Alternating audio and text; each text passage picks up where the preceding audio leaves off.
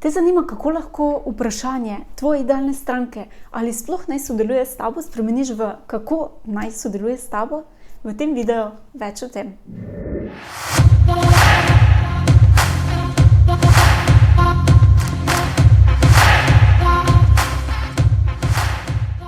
Trik je v tem, kako stranki oziroma idealni stranki predstaviš svojo ponudbo. In zdaj najprej naj samo pojasnim, kaj mislim za ponudbo. Ponudba lahko so storitve, lahko so produkti.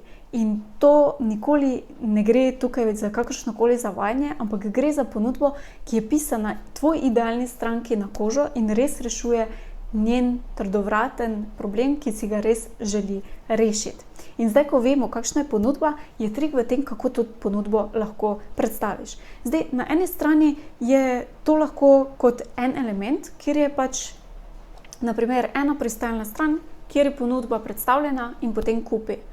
V tem primeru bo stranka potem začela razmišljati in primerjati to tvojo ponudbo z drugimi ponudniki, torej recimo tvojimi, tako rečemo temu, konkurenti. Torej tudi drugi izvajalci oziroma ponudniki in bo tako primerjala to tvojo ponudbo. Če pa ti to tvojo ponudbo narediš na način, da v celoti rešuje problem te idealne stranke in je torej res tisto pisana njej na kožo, se v bistvu idealna stranka več sploh ne bo spraševala, ali ima mogoče kdo drug boljšo ponudbo, ker je to tvoja najboljša ponudba. In če potem ti greš še korak naprej in ji ponudiš, na primer, 3 različne pakete, v bistvu se stranka idealno oziroma obiskovalec več sploh ne bo spraševal, ali je ta ponudba prava, ker očitno rešuje ta njen problem, ampak se bo samo še vprašala, kateri paket te ponudbe je najboljši zanjo. In ti paketi so lahko razvrščeni po velikosti, torej od najmanjšega do največjega, kjer je lahko recimo v najmanjšem paketu je neki osnovni paket, ampak vseeno v celoti rešuje njen problem. Potem je neki srednji paket in pa največji paket.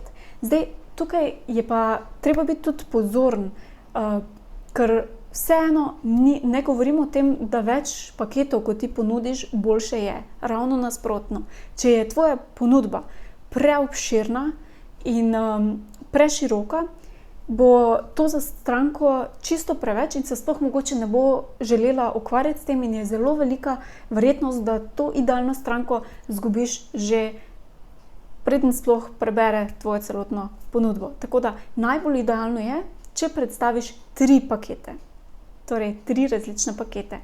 Torej, kot sem že omenila, je prvi paket lahko neki mini, srednji in pa maxi paket. Seveda tukaj si izmisliš bolj kreativne, boljše imene, bolj privlačne, ampak samo tako, da veš.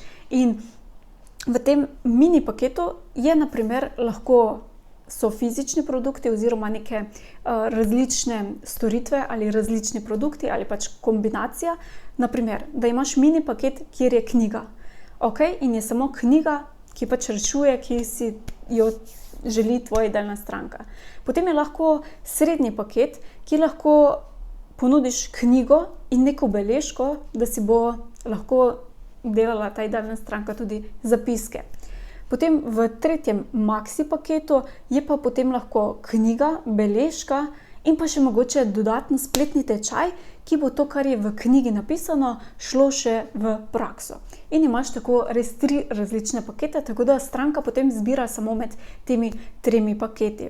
Zdaj, ni pa nujno, da imaš samo pakete glede na različno vsebino, lahko imaš pakete tudi, ki imajo recimo različne formate.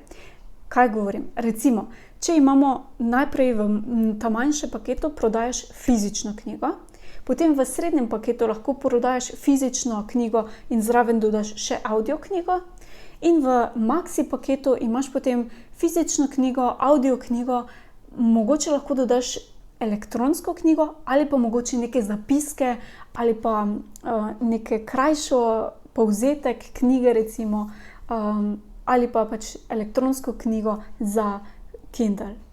Tako da lahko potem stranka v bistvu, kar je zelo priporočljivo, je recimo en trikec, da hkrati bereš in poslušaš knjigo, pa si mogoče še delaš kakšne zapiske.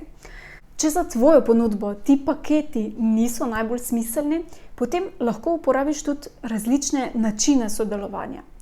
Lep primer je recimo, da imaš način sodelovanja 1 na 1, potem lahko imaš naslednji način skupinsko sodelovanje, torej delo v skupini. Lahko so to tudi kakšne skupinske delavnice ali pa skupinsko mentorstvo ali pa kar vnaprej posnet spletni tečaj, ki ga lahko potem ta idealna stranka zbira. Tako ima v bistvu, ko pride na tvojo ponudbo, tvoja idealna stranka vidi, ok, rešitev je perfekt zame, sedaj pa samo še čas, da zberem, ali kateri paket mi je najbolj všeč, ali na kak način je meni najbolj ustreza, da sodelujem.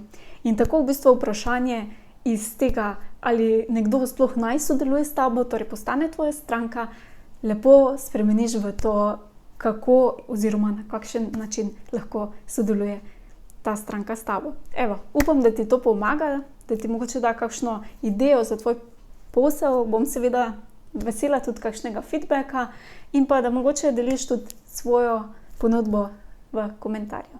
Hvala.